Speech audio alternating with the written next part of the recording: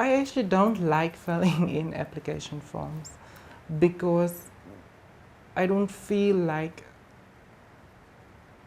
ticking the male box, and I can't tick the female box.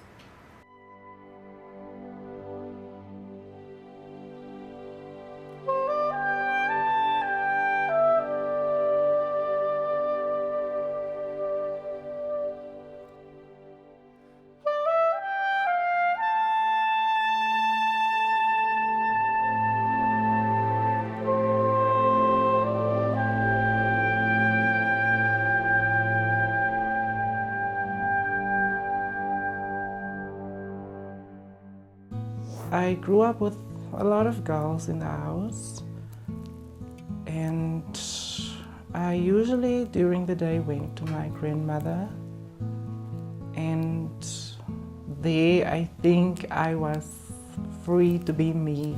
I would usually steal my cousin's dolls and I would find a spot and play with them. During the day at school, I would have a lot of girls as my friends from great area. Well, mostly of my childhood was like that, growing up with girls, having a lot of them around. Vir my was Grayton 'n gelukkige kind. Hy het altyd gespeel, maar hy het altyd met die teenoorgestelde geslag verkies. Sy maatjies was altyd, toe hy groter ook geword het, sy vriende wat hier gekom het, was almal meisiekinders. Ek kan sê sy ma en pa was baie. Hulle was liefdevol teenoor hom. Met die feit dat hy gay is, het hulle het geprobeer aanvaar. Maar hulle die beste, jy kon gesien dat hulle, from my perspective, from the outside, ek kan sien hulle as lief hulle se kind, no matter of hy gay is. Soms was hy 'n bietjie groter geword het, 'n bietjie morbid, maar soos wat ek sê, hy het nooit laat ek agterkom. At the age of 5 or 7, I started to know that I'm interested in different things than boys at my age. I would play with cars, but in a different way as they do. And watching things on TV like The Little Mermaid, things girls usually watch on TV, that interested me more.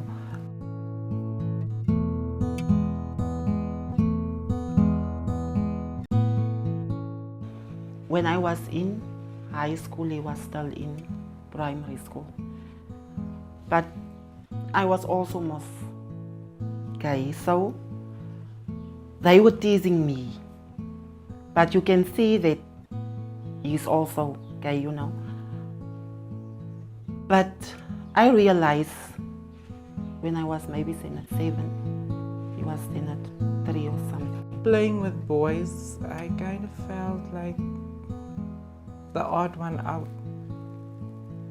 See, we would do things that, if like example, if we played house, I'd always want to be the sister or the mother, never the father or the brother.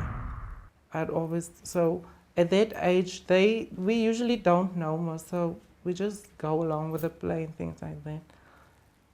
And yeah, it's probably then where I started to feel like I'm different. One day I told my brother, Bernard, I told him that, did you see Anmusa's child is also gay? And he told me, no, how can that be? Because me, Grayton and Bernard, we are both cousins and we both, all of the 3 of us are gay. En toe sê hy vir my, nee man, Grayton is gay nie. Toe sê ek, nee, jy moet Grayton se actions kyk. Toe hy dat pool. At that time, I think my family, or my grandmother and mother, probably thought it's just a phase. But as I grew older, I think at age 11, I think by then, yeah, the teasing got worse, so I knew already. But it was painful coming home sometimes. After a day, maybe you played with friends in the street and would always end up being teased. Grayton het ek geen verskil opgemerk. Hy was 'n doodnormale kind toe hy groot geword het. Eers toe hy by die kleuterskool kom en hulle gee nou vir my rapporte waar hulle ook genoem het dat hy's lief om met die teenoorgestelde geslag te speel. Ek nou miskien nou maar gekyk, is hierdie dalk fout met my kind, hoekom sal hulle so sê, is mos nou maar ma. Maar niks snaaks opgemerk nie. So, dit het aangegaan en hy was vir my net 'n normale seun. By my is Grayton my seun en klaar. After that, I think I discovered me, and I kind of drew back from the world. I kind of was afraid of people seeing the truth, the hand gestures, the way you walk, things like that.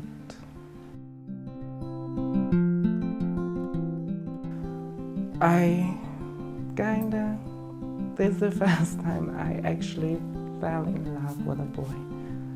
And I remember him because he was staying in our street, and I would actually every day I would walk past the house just to see him. And that was, I think, the year I told my mother that I'm gay. So, totdat hy eendag vir my geroep het hier in die sitkamer en vir my gesê het, ma, ek vra Grayton, wat kyk jy so baie deur die venster? Hy sê vir my, ma, ek is gay. I asked her not to tell my father straight away, but 2 days after I told her that I'm gay, she told me that she can't keep it, she has to tell my father. And he actually was very accepting at that point. Ja, ek het, soos wat ek sê, ons was hier binne en hy het maar net vir my gesê en ek het maar net gekyk en gesê, my kind, ons kan ons nou seker niks daaraan doen nie. Jy moet dan nou maar so aangaan, maar aanvaar vir jou soos wat jy sê jy is gay. I grew up, I started wearing makeup, I started to change my hair, my clothes. I didn't want to wear such boyish big jeans anymore, and my clothes got tighter, my hair grew longer, my eyebrows got thinner, and that was the year when I went to high school.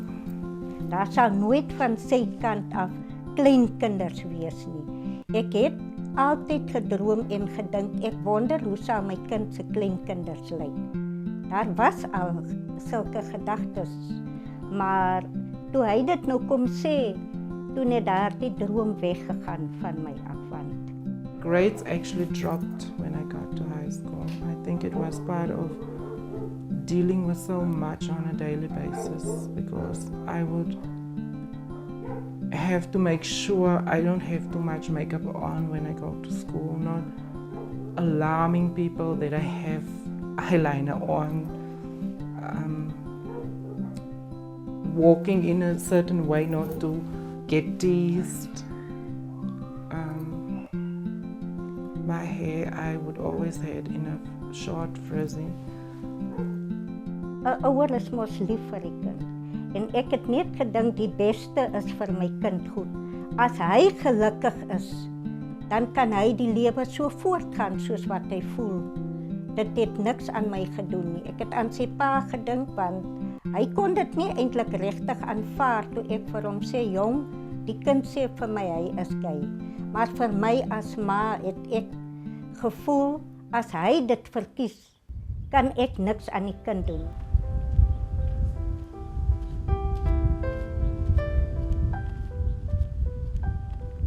I do believe in the Word of God. I believe in that He is there for me in everything I go through.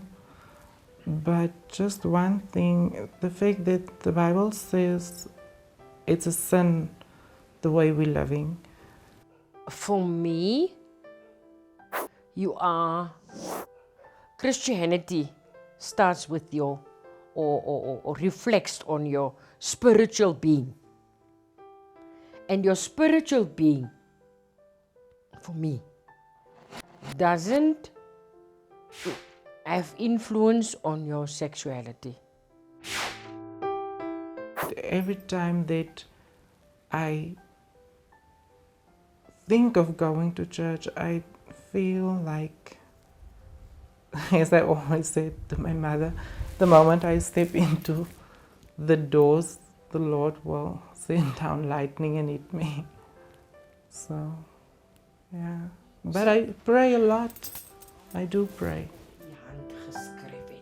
If you have a relationship with God, that doesn't matter whether you're lesbian, whether you're gay, whether you're heterosexual, whether you are transvestite.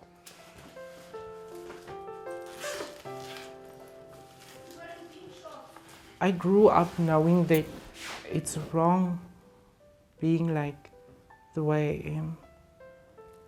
And my parents really, they tried to integrate Christianity into our everyday lives, and it was hard at times to not be able to say, but I want to go to church, but I feel like I don't belong in that church. If we say that we are children of God, we have to love one another as God loves us. Doesn't matter if he's gay, homosexual, or transvestite, or whatever. As ek sê ek is 'n disipel van die Here, moet ek mense wat human beings, I have to love them. En jy het vir jouself gesê, dis die positiewe wat hier uit kan gebeur. But the person inside, I'm in the wrong body, actually. I think that was something I've always struggled to figure out what is really wrong with me, but I've realized a long time back that I don't want to be this boy dressed up in women's clothes. I don't want to look like someone that's trying to be a woman. I want to be a woman. It's that kind of human experience where there's a, if you like, an overlap, or if this is correct to say, disjuncture between what one is feeling and perceiving and desires, but also more importantly, what society expects that person to feel and desire and behave. Deep down het sy nogal. Jy kan sien, Grayton wil so graag 'n vrou wees. That it actually hurts. Ek gaan dit aanvaar omdat dit hom gaan gelukkig maak. Gaan ek dit aanvaar. Maar ek dink tog in my binnekant gaan hy my seun bly. Maar ek gaan dit aanvaar dat hy dinge doen soos wat hy. Sy pa het ook gesê Grayton bly my seun en klaar. Die probleem is mos nou, hy lyk baie vroulik. Hy is baie vroulik. En ons weet dat sy liggaam is 'n man. Nou daarvoor sal ons hom aanvaar. Ek sal hom aanvaar om vir hom gelukkig te maak. If I meet someone now and he would ask me, and I would say I'm gay, but I can't really openly say I'm transgender, because to me I don't feel as if I'm in that stage of my life at this point. And I actually want to be in transition, but it's so difficult to do that now. I don't think I have an identity crisis. I I know who I am. I just can't be who I want to be. Hy lyk te veel vroulik, maar hy dan 'n manliggaam. Waar behoort hy? Waar staan hy nou? Want hy is nie vrou nie, as dit by sy liggaam kom, maar hy is dan nou, sy voorkoms is vrou. Nou, wat is hy eintlik? En dit is wat soms ook vir my so moeilik is, wat ek voel, my kind maak baie dinge deur. Dit is moeilik ook vir hom, want vir myself is dit ook, as ek hom so kyk, as hy uit die huis uit stap en ek kyk hom agterna, dan sien ek, maar dit is 'n meisiekind wat daar stap. Maar ek weet mos, Grayton is nie 'n meisiemens nie. So, I don't think someone would go through all of the humiliation and the judgment looks as I do just to put on a show, because why would you put yourself through so much pain and heartache just to please other people? For her, more than perhaps the societal acceptance, is also attempting to find a peaceful way of living with herself. A person may have a male body but have, in some instances, hormones which do not, which are feminine, so to speak, or female hormones. ons was nou al weg na Gunther, 'n dokter, en hy het vir ons gesê, die vroulike hormone oorheers die manlike. And so what you then get is this almost this liminal space, a space of in-betweenness between the body and the experiences that the human being is having in this body. And often the tension is that the body doesn't fit the experience. En ek het dan gevoel, dan kan ons mos niks daarin doen nie. So ek gun vir my kind die beste in die lewe. As hy voel hy is gelukkig, dan moet hy die lewe maar voortgaan soos wat hy daar is. Ek sal saam met hom stap. I don't think God made a mistake. I think what happens is more biological. But I believe that the Lord understands what you're going through. And it sometimes means that you just have to cope with what He gives to you. Some people can deal with a fake being gay and be open to the world as a man who is with other men. But it's not me. I don't want to be a man that's with other men. It's not meant for me. I don't want to live that life. People want to say you're either homosexual or heterosexual. But not only that, these two experiences are not valued the same way. Right? Now, with a transgendered person, it even gets more complicated because they're neither, they are perceived to one thing, but they experience themselves as another. And so society struggles to then categorize and to know how to respond to this person at that societal level. Die feit dat as hy sal regkom, dat hy dan nou vir hom, seker as hy eendag dit daar kom dat hy 'n vrou wil wees. Want ek self, soos wat ek sê, hy lyk dan so baie vroulik. Nou dit sal hom gelukkig maak. Daarvoor as hy gelukkig in die opsig is, dan sal ek saam met hom gelukkig wees. If I would be successful in becoming the person I want to be, a full-blown woman, it would mean for me that I'll finally find true love. Career-wise, I'll be where I want to be. I'd be more confident in the things that I want to do in life. As for the past few months, I've been battling depression since school, but the past few months it's actually harder because I really am trying to kind of get rid of the old me. So It's kind of hard living life every day and you're not happy in your own skin.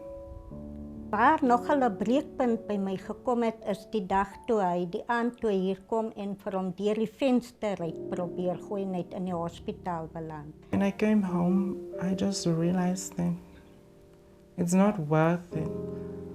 Loving someone that you can't have, wanting to do things in the world that you can't do because of who you are, being rejected by people. It was just a lot at that time for me to deal with. That was hard. The night that he wanted to try to commit suicide, it was very hard. And so I came home, got a lot of pills, drank them, and I remember I wanted to come lay down on my bed, and I actually fell through the window. You get to a place where you kind of like, I cannot go on like this anymore. Hence their suicidal attempts as well. So I think for her, it's a question of I either do something or I implode. En daar het ek ook gesit en gedink.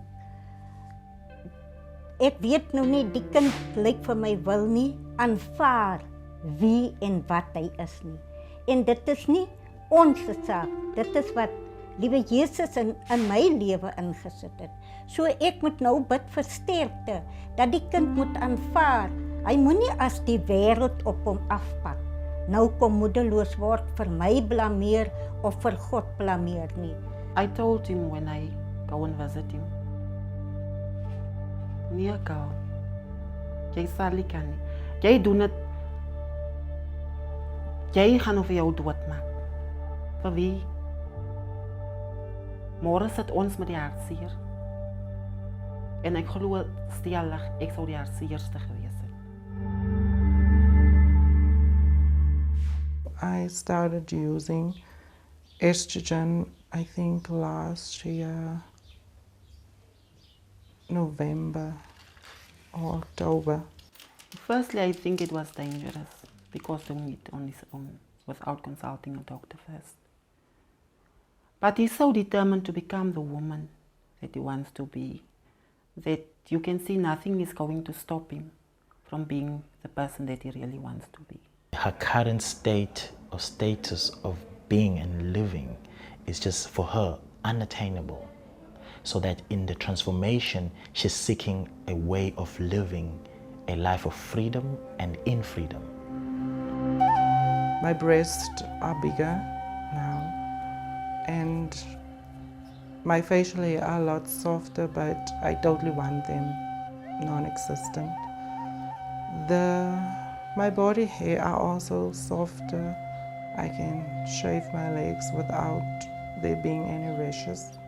We can pretty much understand this self-directed transition, this bodily transformation, also precisely within the framework of resolving these identity tensions. Ek sê vir hom, hy moenie dit self doen nie. Hy moet wag en vir ons kans gee om by 'n dokter te kom. Want ek is ook maar versigtig dat hy dinge self doen. Maar eendag sal daar miskien 'n geleentheid en 'n kans wees dat hy dalk sal regkom om vir hom 'n vrou te maak soos wat hy voel. What she's doing then is taking matters into her own hand and saying, I'm going to do what I think is possible within my limited knowledge. And she's very much aware of the risks involved. But I think it's that situation of being between a rock and a hard place. I researched a lot, and I know as for me taking it for so long, it's been 6 months now, I'm no longer fertile. En daar sal ek hom ondersteun. Ek gee my, hoe sal ek nou sê, my samewerking vir hom in die opsig, dat hy maar moet aangaan met dit wat vir hom sal gelukkig maak. Yeah, there's a lot of risk cancer and some just parts of your kidneys, things like that. So I sometimes, if I get a pain in my stomach also, I just feel like, we just have to stick through it, because how are you going to explain this to a doctor, why you're having that pain and what caused it? And I'm actually doing it to myself to be happy. Ek dink as hy gelukkig is, dan hy sal gelukkig wees as hy dit gaan doen, want nou op die oomblik is hy ongelukkig met wat hy is, omdat almal hom aansien vir 'n vrou.